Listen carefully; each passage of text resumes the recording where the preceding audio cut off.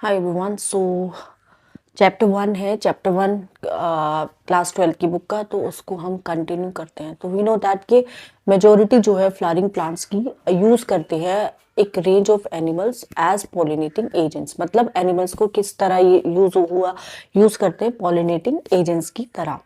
जैसे कि बीज है, बटरफ्लाइज है, बीटल्स है, वास्प है, एंड्स है, मोथ्स है, बर्ड्स है।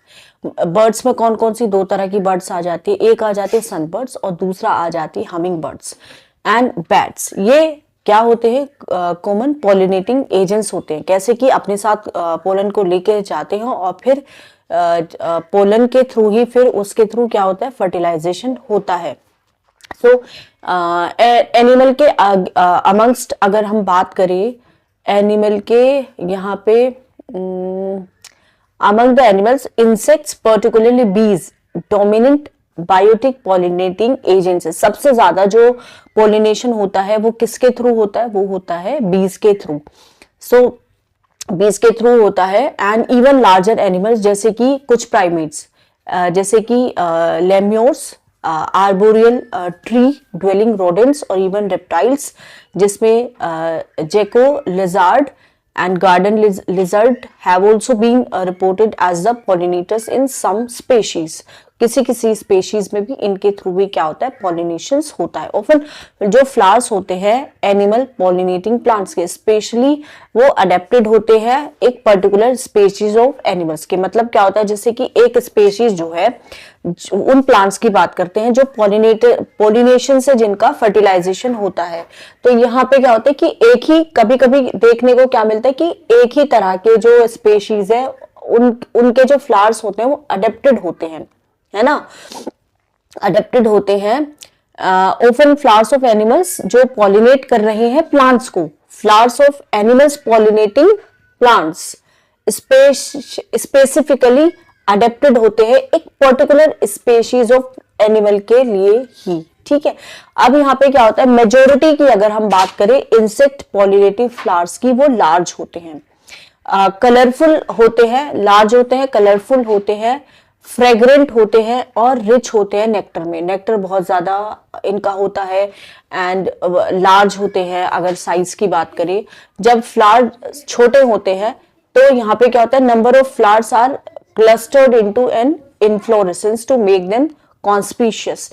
एनिमल फिर वो अट्रैक्ट होंगे टुवर्ड्स द फ्लावर्स, या तो उसके कलर से या फिर उसकी फ्रेग्रेंस से। फ्लावर्स जिनको बीज पॉलिनेट करते हैं या फिर बीटल पॉलिनेट करते हैं, यहाँ पे एक फाउल ऑर्डर सिक्रीट होता है ताकि इन एनिमल्स को क्या हो सके? अट्रैक्ट कर सके। तो to sustain animal visits, flowers को क्या करना है? प्रोवाइड करना है rewards to the animals. Nectar and pollen grain usual floral rewards है। क्या है? जैसे नेक्टर और क्या? Pollen grains. ठीक है। For harvesting the reward from the flower, animal क्या करते हैं? Animal visitor comes in contact with the anther and the stigma. All right. Okay. So यहाँ पे क्या होता है? जो एनिमल की बॉडी होती है gets a coating of pollen grains. उस पे क्या होता है? एक कोटिंग हो जाती है पोलन ग्रीन्स की, which are general sticky and animal pollinated flowers. Animal जब कैरी करता है पोलन को अपनी बॉडी पे, ठीक है, अपनी बॉडी पे कैरी करेगा, एंड जब इसकी बॉडी स्टिग्मा के साथ क्या आती है? कांटेक्ट में आती है, तो यहाँ पे पॉलिनेशन होगा। कुछ स्पेशीज में क्या होता है? फ्लावर के जो रिवॉर्ड्स होते हैं are in providing safe places. Safe place उनको प्रोवाइड करते हैं ताकि वो लेग जो है वो उसको ले कर सके। एग्जाम्पल अगर हम इसकी बात करूं, is that of the tallest flower of the Amorphophallus. The flower itself is about 6 feet होता है हाइट में। सिमिलर रिलेशनशिप भी एग्जिस्ट करता है एक स्पेशीज के बीच में, एक मोथ की स्पेशीज एंड एक प्लांट की, यूका, जहां पे दोनों जो स्पेशीज होते हैं मोथ एंड प्लांट कंप्लीट नहीं कर सकते अपना लाइफ साइकिल एक दूसरे के बिना। सो मोथ क्या करता है? अपने जो एग्स होते हैं उसको डिपॉजिट करता है ओवरी में एंड फ्लावर में। इन टर्न जो फ्लावर है it in turn gets pollinated by the moth. Larvae जो होता है मोथ का, come out of the eggs as the seed start developing. तो जब सीड डेवलप होगा, लार्वे जो है वो क्या होगा, लार्वा बाहर आएगा। So why don't you observe some flowers of the following plants और any others available to you, जैसे क्यूकम्बर है, मैंगो है, पीपल है, कोरिएंडर है, पपाया है, अनियन, लोबिया, cotton, tobacco, rose, lemon, then eucalyptus, banana. Try to find out which animal visit them and whether they could be pollinators. So you will have to patiently observe the flowers over a few days and at a different times of the day. फिर आप देखोगे, आपको पता चलेगा, आप उनकी जो characteristics है फ्लावर की, एनिमल की, उसको क्या करना, कोरिलेट करना है, केयरफुली ऑब्जर्व करना है। अगर इनमें से कोई भी विजिटर कॉन्टैक्ट में आता है एंथर्स के साथ या stigma, as only such visitors can bring about pollination. Okay, तो हमें ये देखना। अब बात करते हैं हम आउट ब्रीडिंग डिवाइसेस की। तो यहाँ पे क्या होता है, majority of the flowering plants क्या होता है, अगर हम बात करें मेजोरिटी किसका, फ्लावरिंग प्लांट्स का प्रोड्यूस करते हैं hermaphrodite flowers and pollen grains are likely to come in contact with the stigma of the same flower. Continued self pollination की वजह से इनब्रीडिंग डिप्रेशन होता है। फ्लावर प्लांट्स ने डेवलप किए हैं बहुत सारे डिवाइसेस जिससे कि सेल्फ पॉलिनेशन को डिस्करेज किया जाए और क्रॉस पॉलिनेशन को एनकरेज किया जाए। कुछ स्पेशीज होते हैं जहाँ पे पोलन रिलीज करेगा एंड स्टिग्मा की जो रिसेप्टिविटी है वो सिंक्रोनाइज नहीं है, या तो पोलन जो है रिलीज हो जाता है before the stigma becomes receptive, या फिर stigma become receptive much before the release of the pollen, ऐसे ये होता है। तो कुछ दूसरी स्पेशीज में अगर हम बात करें, एंथर एंड द स्टिग्मा को डिफरेंट पोजीशंस पे रखा गया है ताकि पोलन कांटेक्ट में ना आए फ्लावर के स्टिग्मा के साथ। तो बोथ दीज डिवाइसेस ये ऑटोगेमी को प्रिवेंट कर देते हैं। तीसरा जो डिवाइस है is to prevent inbreeding. Inbreeding किसमें, self inbreeding is self incompatibility, genetic mechanism है जो कि प्रिवेंट करता है सेल्फ पोलन को फ्रॉम द सेम फ्लावर और other flowers of the same plant. Fertilize होने से, फ्रॉम फर्टिलाइजिंग द ओव्यूल्स, कैसे, इसमें जो पोलन का जर्मिनेशन है वो इनहिबिट हो जाता है, या फिर जो पोलन ट्यूब की जो ग्रोथ है पिस्टिल में होनी होती है वो इनहिबिट हो जाती है। दूसरा डिवाइस जो है सेल्फ पॉलिनेशन को प्रिवेंट करने के लिए प्रोडक्शन है यूनिसेक्शुअल फ्लावर का।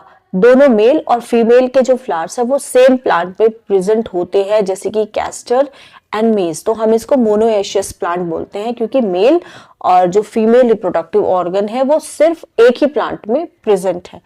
तो ओटोगेमी को प्रिवेंट करता है बट नॉट गिटोनोगेमी। बहुत सारी स्पेशीज की बात करें, जिससे papaya, mail and female flowers different plants पे प्रेजेंट होते हैं, दैट इज ईच प्लांट या तो मेल होगा या फीमेल होगा, dioecy. Okay, so this condition, ये जो कंडीशन है प्रिवेंट करता है ओटोगेमी को एंड गिटोनोगेमी को। Pollen pistil interaction, pollination guarantee नहीं करता है ट्रांसफर किसका, राइट टाइप ऑफ पोलन का, compatible pollen of the same species as the stigma. Often क्या होता है, कभी कभी रॉन्ग तरह का जो पोलन है वो भी चला जाता है, आइदर फ्रॉम अदर स्पीशीज और फ्रॉम द सेम प्लांट, अगर ये सेल्फ इनकम्पैटिबल है। ऑल्सो ये स्टिग्मा पे भी लैंड कर सकता है। सो पिस्टिल के पास एबिलिटी होती है इस पोलन को रिकॉग्नाइज करने की, क्या ये सही तरह का राइट टाइप ऑफ पोलन है, कंपैटिबल है या फिर इनकम्पैटिबल है। इफ अगर ये राइट तरह का होता है, पिस्टिल एक्सेप्ट करती है पोलन को और फिर प्रमोट्स करती है post pollination events, post pollination event जिसकी वजह से फर्टिलाइजेशन होगा। अगर बाई चांस पोलन गलत होता है, रोंग होता है, पिस्टिल इसको रिजेक्ट करती है। कैसे रिजेक्ट करती है, प्रिवेंटिंग करके पोलन के जर्मिनेशन को, उसको जर्मिनेट ही नहीं होने देती ऑन द स्टिग्मा और the pollen tube growth in the style. ये जो एबिलिटी होती है पिस्टिल के पास जिससे वो रिकॉग्नाइज करते हैं पोलन को, फॉलोड बाय इट्स एक्सेप्टेंस या फिर रिजेक्शन, किसका रिजल्ट है, कंटिन्यूस जो डायलॉग होता है पोलन ग्रेन एंड पिस्टिल के बीच में, उसकी वजह से। तो ये डायलॉग जो है एक केमिकल कंपोनेंट्स होता है पोलन का जो इंटरैक्ट करता है पिस्टिल के साथ।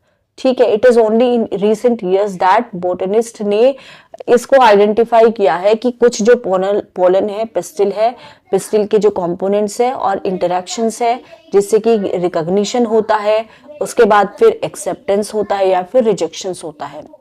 हमने पहले भी इसको मेंशन किया था, following compatible pollination, pollen grain germinates करता है स्टिग्मा से एक पोलन ट्यूब को प्रोड्यूस करने में through one of the germ pores. Figure 1.12 हम देखेंगे डिटेल में।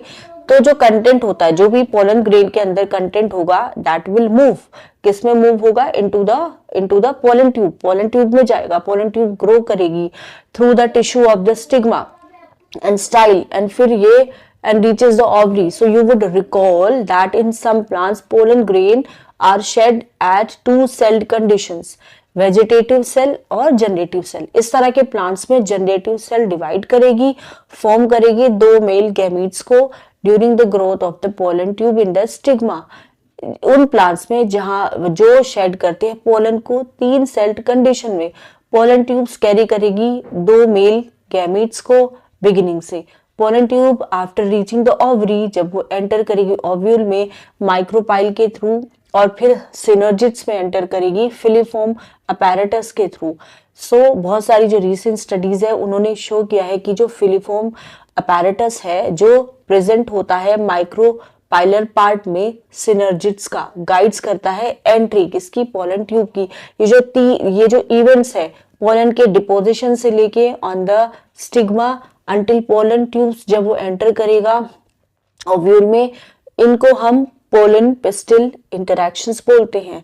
जैसे कि हमने पहले भी पॉइंट किया था कि पोलन पिस्टिल इंटरैक्शंस एक डायनेमिक प्रोसेस है जो इन्वॉल्व करता है पोलन का रिकॉग्निशन, उसके बाद फिर प्रमोशन या फिर इनहिबिशन किसका, पोलन का।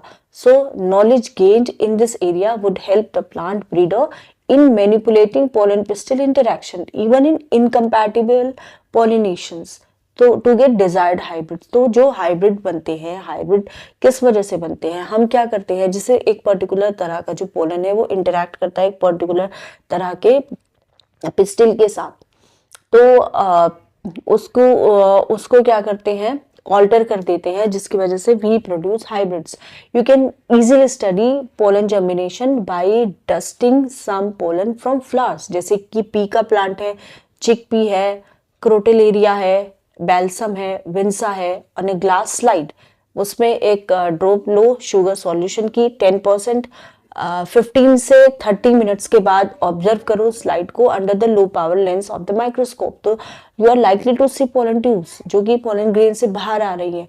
Breeder is interested in crossing, different species को क्रॉस करेगा, डिफरेंट जेनेरा को, ताकि एक डिजायरेबल कंबाइंड कैरेक्टर्स प्रोड्यूस कर सके जो जिसमें कमर्शियली सुपीरियर वेराइटीज हो। तो आर्टिफिशियल हाइब्रिडाइजेशन में यही होता है, एक मेजर अप्रोच होती है जिसमें क्रॉप को इम्प्रूव किया जाता है। तो इस तरह का जो क्रॉसिंग एक्सपेरिमेंट्स है इंपॉर्टेंट है to make sure that only जो डिजायर्ड पोलन ग्रेन्स है उसको हम यूज करें पोलिनेशन को, और जो स्टिग्मा है उसको हम प्रोटेक्ट करते हैं कंटैमिनेशन से, मतलब ऐसे पोलन जो हम नहीं चाहते, जो अनवांटेड पोलन है। So this is achieved by emasculation and bagging techniques. अब क्या होता है इमैस्कुलेशन बैगिंग टेक्निक्स में, वो हम देखते हैं। अगर फीमेल पेरेंट्स बियर करती है बाइसेक्सुअल फ्लावर्स, मतलब जिसमें male and female reproductive organs हो, रिमूवल जो होता है एंथर्स का from the flower bud before the enter dehiscence using a pair of forceps is necessary and तो चलिए इसको हम देखते हैं। ओके, इसमें क्या होता है, removal of anther from the flower bud before the anther dehiscence using a pair of forceps is necessary. इस स्टेप को हम क्या बोलते हैं, इमैस्कुलेशन। इमैस्कुलेटेड फ्लावर्स को हमें कवर करना है, एक बैग जो कि सूटेबल साइज का होना चाहिए, जनरली बटर पेपर का बना होता है, ताकि हम इस पे जो स्टिग्मा का कंटैमिनेशन है उसको हम रोक सके अनवांटेड पोलन के साथ। इस प्रोसेस को हम बोलते हैं बैगिंग। स्टिग्मा जो होता है बैग्ड फ्लावर्स का रिसेप्टिविटी को अटेन कर लेता है, तो जो मैच्योर पोलन ग्रेन्स होगा जिसको हम एंथर से कलेक्ट करेंगे मेल पेरेंट्स के, उसको हम स्टिग्मा पे डस्ट कर देंगे और फिर हम फ्लावर्स को दोबारा से रीबैक कर देंगे and the fruits allow to develop. अगर फीमेल पेरेंट प्रोड्यूस करेगा unisexual flowers, so there is no need for emasculation. Female flower buds को बैक करेंगे बिफोर द फ्लावर्स ओपन। जब स्टिग्मा रिसेप्टिव बन जाता है, पोलिनेशन को कैरी आउट किया जाता है using the desired pollen and the flower rebagged. So यहाँ पे डायग्राम में जैसे हम इसमें देखें,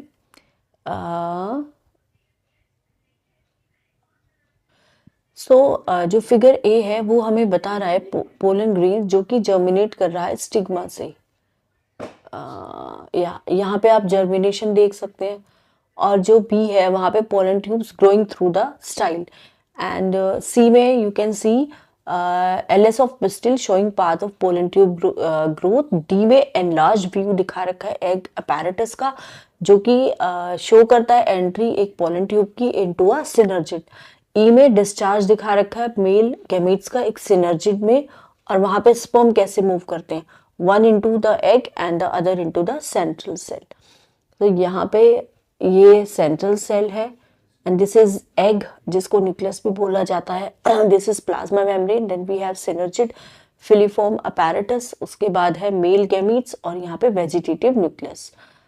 again we have male gametes, polar nuclei. This is the longitudinal section of flower showing growth of a pollen tube. अब यहाँ पे जैसे ये पोलन ट्यूब है, then we have antipodal, polar nuclei, egg cell, और ये होता है हमारा सिनर्जिड। ओके, अब बात करते हैं डबल फर्टिलाइजेशन की कि क्या होता है, क्यों होता है। तो देखते हैं चलिए डबल फर्टिलाइजेशन।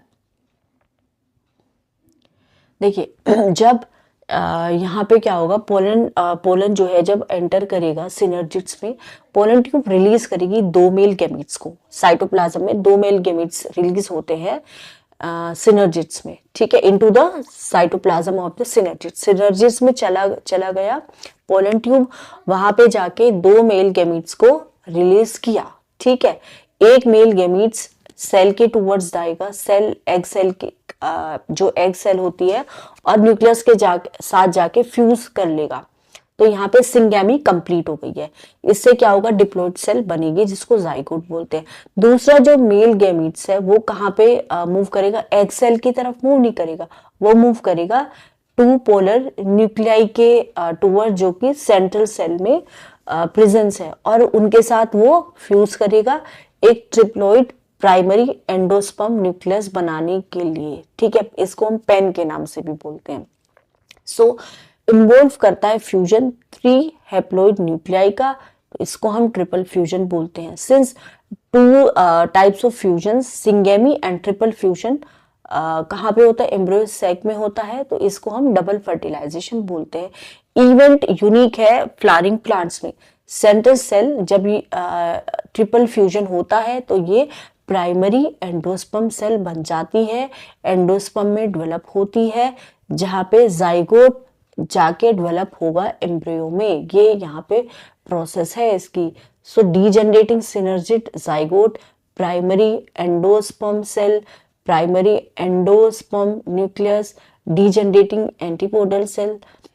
ग्लोबुलर एम्ब्रियो में क्या होगा ये आप देख लीजिए, सस्पेंसर होगा, हार्ट शेप्ड एम्ब्रियो होगा। Then we have in the mature embryo radicle होगा, कोटिलेडन होगा एंड प्लूम्यूल होगा। पोस्ट फर्टिलाइजेशन क्या होता है, जब डबल फर्टिलाइजेशन के इवेंट हो गए तो जो इवेंट्स जो होते हैं एंडोस्पर्म के एम्ब्रियो डेवलपमेंट के, मैच्योरेशन के, ओव्यूल का मैच्योरेशन होता है सीड में, एंड जो ओव्यूल होता है वो सीड बनता है, और ओवरी क्या बनती है, जो आप फ्रूट देखते हो वो, ठीक है, जो हम फ्रूट खाते हैं वो क्या होता है, ओवरी होती है, और जो सीड्स होते हैं वो ओव्यूल होते हैं, ओव्यूल से बनते हैं सीड्स, ओव्यूल और फ्रूट ओवरी, ठीक है। Are collectively termed post fertilization के ये कुछ इवेंट्स है। एंडोस्पर्म का देखते हैं, एंडोस्पर्म का जो डेवलपमेंट होता है प्रोसीड्स करता है एम्ब्रियो डेवलपमेंट। वाई, क्योंकि जो प्राइमरी एंडोस्पर्म सेल होती है डिवाइड करती है रिपीटेडली, और यहाँ पे एक ट्रिप्लॉइड एंडोस्पर्म टिश्यू बनेगा। अब जो सेल होती है इस टिश्यूज की वो फिल हो जाती है रिजर्व फूड मटेरियल्स के साथ, और ये जो एम्ब्रियो है उसको यहीं से न्यूट्रिशन मिलता है। मोस्ट कॉमन तरह का जो एंडोस्पर्म डेवलपमेंट होता है उसमें क्या होता है, पेन में कुछ सक्सेसिव न्यूक्लियर डिविजन्स होते हैं ताकि यहाँ पे फ्री न्यूक्लियाई बन सके।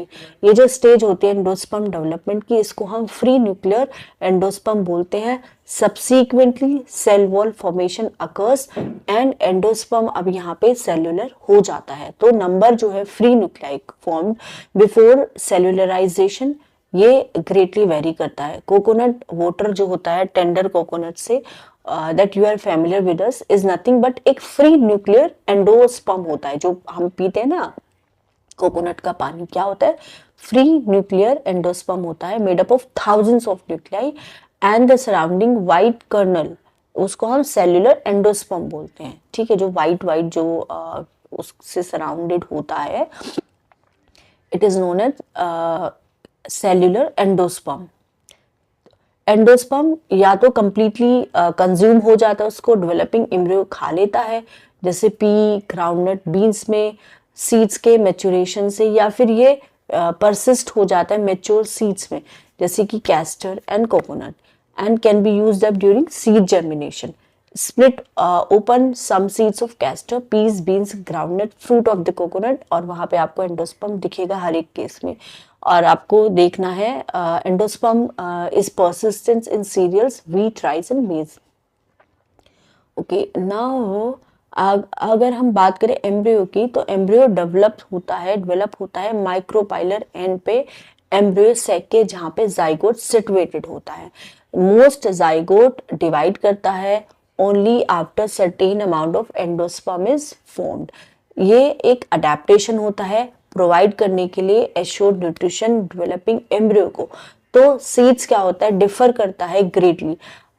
जो अर्ली स्टेजेस होते हैं डेवलपमेंट में, जिसको हम एम्ब्रियोजेनी भी बोलते हैं, दोनों मोनोकोटिलेडन्स एंड डाइकोटिलेडन्स में ये सेम होते हैं।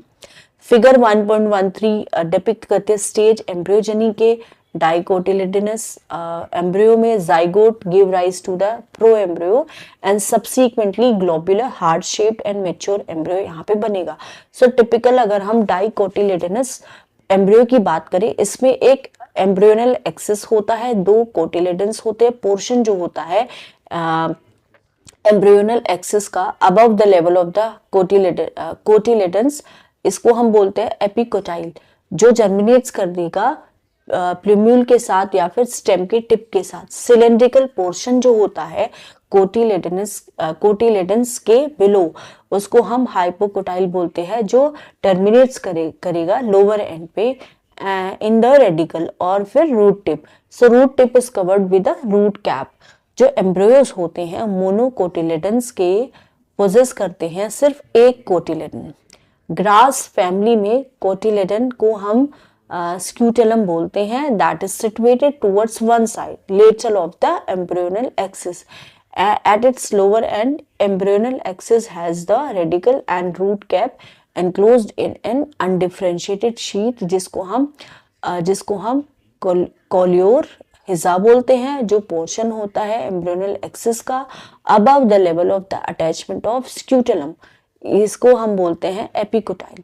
एपिकोटाइल के पास शूट एपेक्स होता है, फ्यू लीफ होती है प्राइमोर्डिया की, जो एंक्लोज्ड होते हैं एक होलो फोलियर स्ट्रक्चर्स में, जिसको हम कोलियोप्टाइल बोलते हैं। आपको क्या करना है, सोक करना है कुछ सीड्स पानी में, एंड कुछ भी हो सकता है, व्हीट हो सकता है, मेज हो सकता है, पीस हो सकता है, चिक पीस हो सकता है, या फिर ग्राउंडनट हो सकता है, पूरी रात के लिए। और फिर आपको देखना है कि स्प्लिट्स को देखना है, सीड्स के स्प्लिट्स को, और ऑब्जर्व करना है various parts of the embryo and the seed. Okay, diagram हम सीड में क्या होता है, एंजियोस्पर्म में क्या होता है, सीड फाइनल प्रोडक्ट होता है सेक्सुअल रिप्रोडक्शन का। So it is often described as fertilized ovule. Seeds are formed inside fruits. Seeds typically consist करते हैं सीड कोट, कोटिलेडन और एक embryo axis. Cotyledons of the embryo simple होते हैं structures में, जनरली थिक होते हैं, स्वोलन होते हैं due to storage of food reserves as in legumes. Mature seeds non albuminous हो सकते हैं या फिर एक्स एल्ब्यूमिनस हो सकते हैं। नॉन एल्ब्यूमिनस सीड्स के पास कोई भी रेसिडुअल एंडोस्पर्म नहीं हो सकता है as it is completely consume during embryo development, पूरी तरह से कंज्यूम हो जाता है। जैसे एग्जाम्पल पी और ग्राउंडनट की बात करें, एल्ब्यूमिनस सीड्स में कुछ पार्ट हो जाता है एंडोस्पर्म का as it is not completely used up during embryo development. जैसे व्हीट है, मेज है, बार्ली है, कैस्टर है, ओकेजनली कुछ सीड्स होते हैं जैसे कि black pepper and beet remnants of nucleus are also persistent. ये जो रेसिडुअल परसिस्टेंट न्यूक्लियस होता है इसी को हम क्या बोलते हैं, पेरिस्पर्म बोलते हैं। इंटेग्यूमेंट्स होते हैं ओव्यूल्स के, हार्ड होते हैं क्योंकि ये टफ प्रोटेक्टिव सीड्स कोट होती है। Micropyle remains as a small pore in the seed coat. इससे क्या होता है, फैसिलिटेट्स करता है ताकि जो ऑक्सीजन की एंट्री है और वाटर की वो जाए सीड्स में जर्मिनेशन के टाइम पे। जैसे सीड मैच्योर होगा इसका जो पानी का जो कंटेंट है रिड्यूस हो जाता है और सीड रिलेटिवली ड्राई हो जाता है। 10 से 15% जो मॉइस्चर होता है बाई मास होता है। सो जनरल मेटाबॉलिक एक्टिविटी जो होती है एम्ब्रियो की वो अब स्लो डाउन हो जाती है। एम्ब्रियो या तो एंटर करेगा स्टेट ऑफ इनएक्टिविटी जिसको हम डोरमेंसी बोलते हैं, या फिर फेवरेबल कंडीशंस अगर अवेलेबल होंगी तो ये जर्मिनेट कर जाएगा। ठीक है, फेवरेबल कंडीशंस कैसे, जैसे adequate moisture, oxygen and suitable temperature. जैसे ही ओव्यूल्स सीड्स में मैच्योर होते हैं ओवरी डेवलप करती है into a fruit, that is transformation होता है ओव्यूल्स का सीड्स में और ओवरी का फ्रूट में प्रोसीड्स करते हैं simultaneously. Wall of the ovary develop करती है into the wall of the fruit जिसको हम पेरिकार्प बोलते हैं। फ्रूट फ्लैशी हो सकता है जैसे कि गुआवा, ऑरेंज, मैंगो एटसेट्रा, या फिर ड्राई हो सकता है जैसे कि ग्राउंडनट या फिर मस्टर्ड। बहुत सारे जो फ्रूट्स हैं उन्होंने इवोल्व किया है mechanism for dispersal of seeds.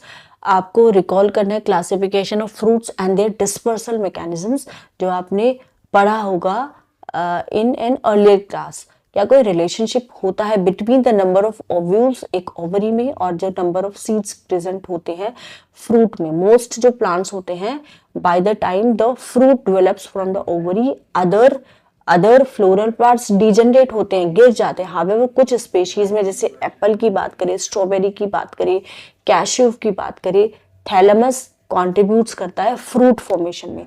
इस तरह के जो फ्रूट्स हैं उनको हम बोलते हैं फॉल्स फ्रूट्स।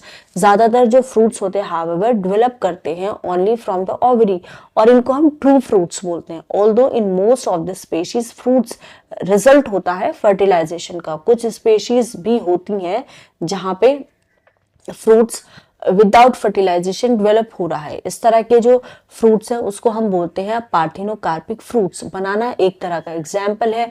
पार्थिनोकार्पी इंड्यूस हो सकती है through the application of growth hormones and इस तरह के जो फ्रूट्स होते हैं वो सीडलेस होते हैं।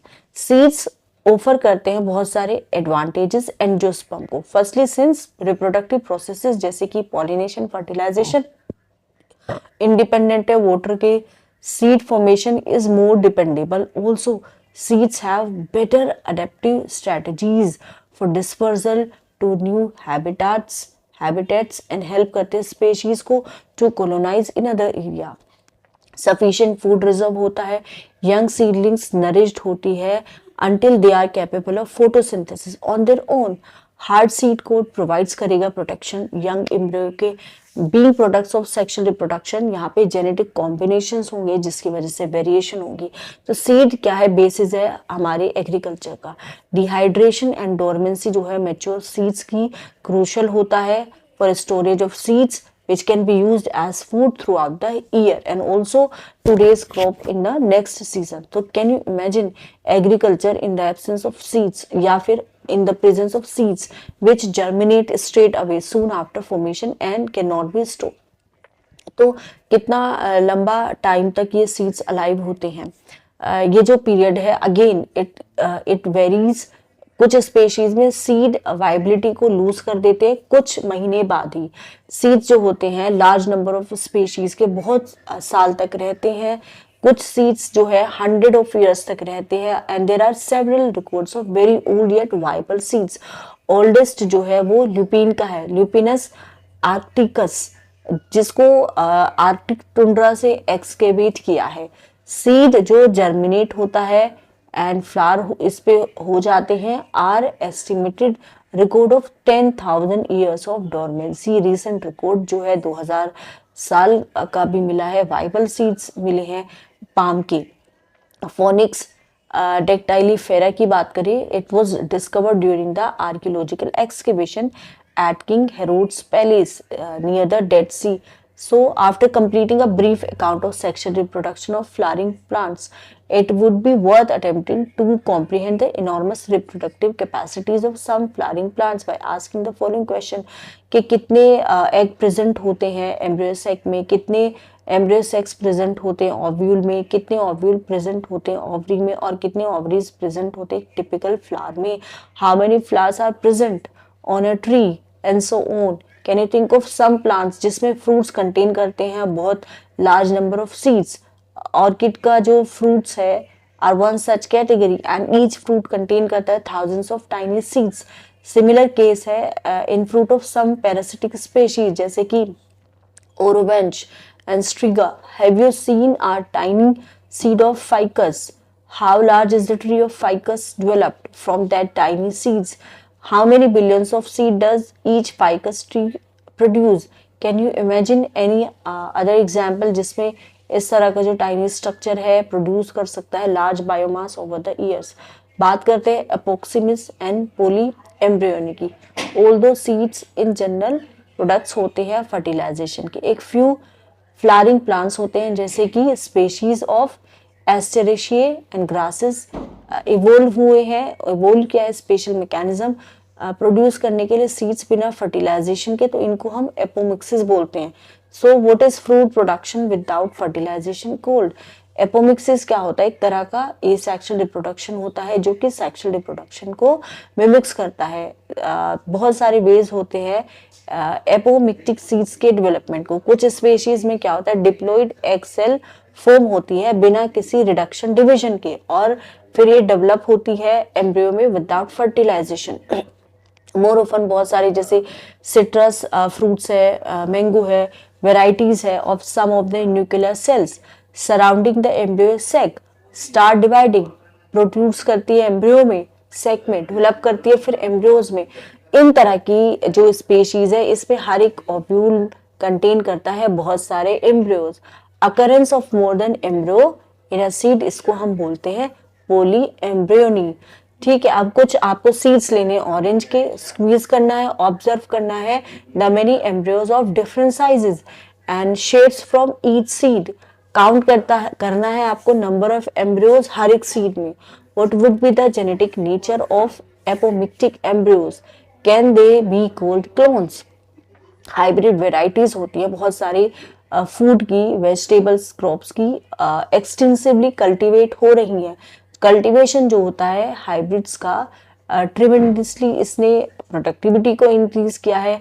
लेकिन एक प्रॉब्लम जो है हाइब्रिड का वो ये है कि हाइब्रिड सीड्स को हर साल प्रोड्यूस करना होता है। अगर सीड्स जो कलेक्ट होते हैं हाइब्रिड से उनको हम सो करते हैं तो प्लांट्स जो होता है प्रोजेनी में सेग्रीगेट्स करेगा और हाइब्रिड कैरेक्टर्स को मेंटेन नहीं करेगा। जो प्रोडक्शंस होता है हाइब्रिड सीड्स का बहुत कॉस्टली होता है, हेंस जो कॉस्ट होता है हाइब्रिड सीड्स का ये फार्मर के लिए भी बहुत ज्यादा एक्सपेंसिव बन जाता है। So if these hybrids are made into apomicts, तो यहाँ पे कोई सेग्रीगेशन नहीं होता है कैरेक्टर्स का हाइब्रिड प्रोजेनी में। Farmer can keep on using the hybrid seeds, raise करने के लिए नई क्रॉप हर साल, एंड उसको हाइब्रिड सीड्स को हर साल भी नहीं खरीदना पड़ेगा because of the importance of apomixis in hybrid seed industry. Active research इस पे हो रही है, बहुत सारी जो लेबोरेटरीज है अराउंड द वर्ल्ड वो अंडरस्टैंड करने की कोशिश कर रही हैं जेनेटिक्स क्या है एपोमिक्सिस का, एंड ट्रांसफर करने के लिए एपोमिक्टिक जीन्स को हाइब्रिड वेराइटीज में। अब यहाँ पे एक ऊपर डायग्राम था जो हम डिस्कस करना भूल गए थे। सो यहाँ पे अगर हम देखें स्ट्रक्चर देखिए कुछ सीड्स का, false fruit of apple and strawberry. So you can see यहाँ पे दिस इज द कोटिलेडन्स, फिर उसके बाद माइक्रोपाइल है, and we have seed coat. Seed coat के बाद एंडोस्पर्म है, फिर कोटिलेडन है, हाइपोकोटाइल रूट एक्सिस है, रूट टिप है, शूट एपिकल मेरिस्टम है, एंड यहाँ पे इसका डायग्राम ये दिया हुआ है। Pericarp, endosperm, scutellum, coleoptile, plumule, radicle, then we have coleorhiza. उसके बाद यहाँ पे ये एक एप्पल है, एप्पल के अंदर आप देखेंगे तो ये थैलमस है, उसके बाद सीड है, and then we have endocarp, and endocarp के बाद फिर मेसोकार्प। और यहाँ पे स्ट्रॉबेरी में we have thalamus and we have achene. Okay, तो यहाँ पे फिर हम आ जाते हैं एक्सरसाइजेस की। तो यहाँ पे चैप्टर का एंड हो गया है, एंड नेक्स्ट लेक्चर में आते हैं। ओके, और अगर आप चाहते हैं क्वेश्चन आंसर का सॉल्यूशन उसकी पीडीएफ में आपको प्रोवाइड करूं, तो प्लीज़ आप मुझे कमेंट में बताओ, एंड चैनल को ज़्यादा से ज़्यादा लोगों के साथ इसको शेयर करो, लाइक करो। Thank you so much.